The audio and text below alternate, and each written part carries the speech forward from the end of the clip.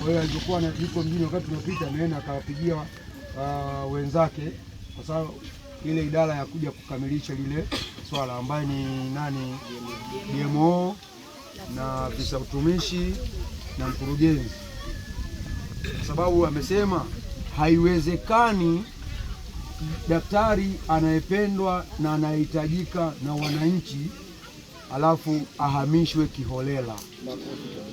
Hicho amesikitika.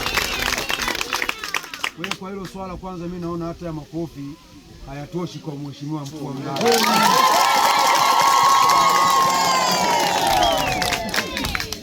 Na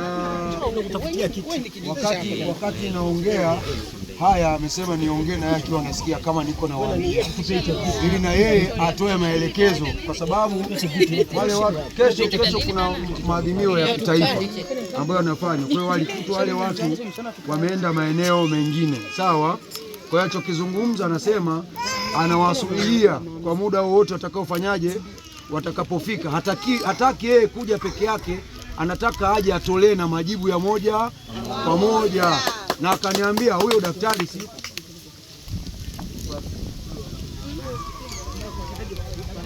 okay, sawa.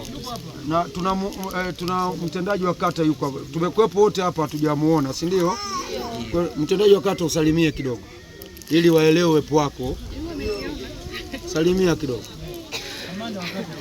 Wananchi wa Mazungwe safi? Safi. Jamani, nyinyi ni walezi wangu, si mnajua? Ndio. Kama nyinyi ni walezi wangu, ndio, na ninyi ni wazazi wangu, ndio. Sasa kwa nini changamoto kama hizi zinatokea? Hatukai tu tukaitana hata watu wachache tukazungumza kwanza kabla hayajafika juu, tungeshayamaliza. Mimi ni mtu ambaye ni msikivu sana, nyinyi ndio mmenilea na nyinyi mnalijua hilo kwamba mimi ni mtu msikivu. Si ajabu ningezungumza hata na wazee hata 4 tu.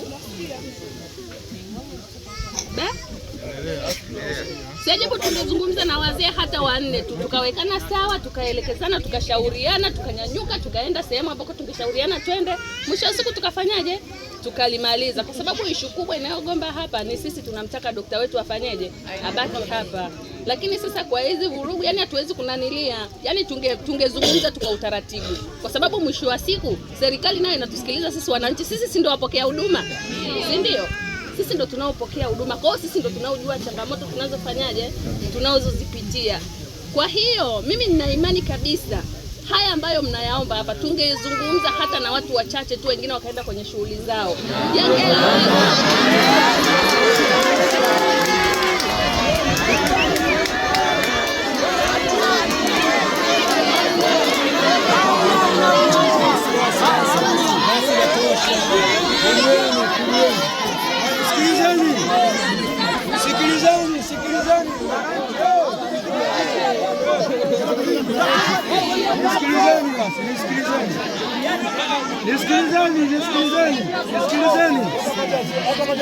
Nisikilizeni jamani, mimi si kiongozi wenu.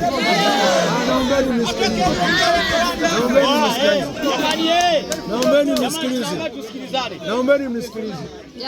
Mtendaji wa kata alikuwa anapitisha, sio kwamba tena kuna hiyo nafasi ya kuzungumza hapo, kwa sababu tayari mpo hivi, tayari mpo. Yeye alikuwa anazungumzia kama ingekuwa kabla. Sawa, hakuwa na maana sasa hapa watatu wawili mkae pembeni. Mmemwelewa vizuri sasa msikilizeni. Haya ameshatokea, alikuwa anatoa nini? Na bahati nzuri ameshakubali, nyinyi ni wazazi wake. Sawa jamani, karibu tu.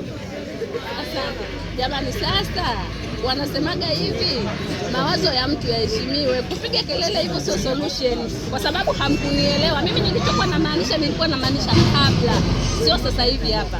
Nilikuwa ninamaanisha kabla kwamba yote haya sisi tusingefika huku, tungechukua yale maamuzi ambayo nimeyazungumza. Lakini sasa kwa kuwa imeshafikia huku na tunayemhitaji sisi ni daktari wetu huyu hapa, hilo linakuwa ni swala fupi tu la kufikisha eneo husika kwamba wanachohitaji ni daktari wanamhitaji, basi majibu yapatikane, si ndio?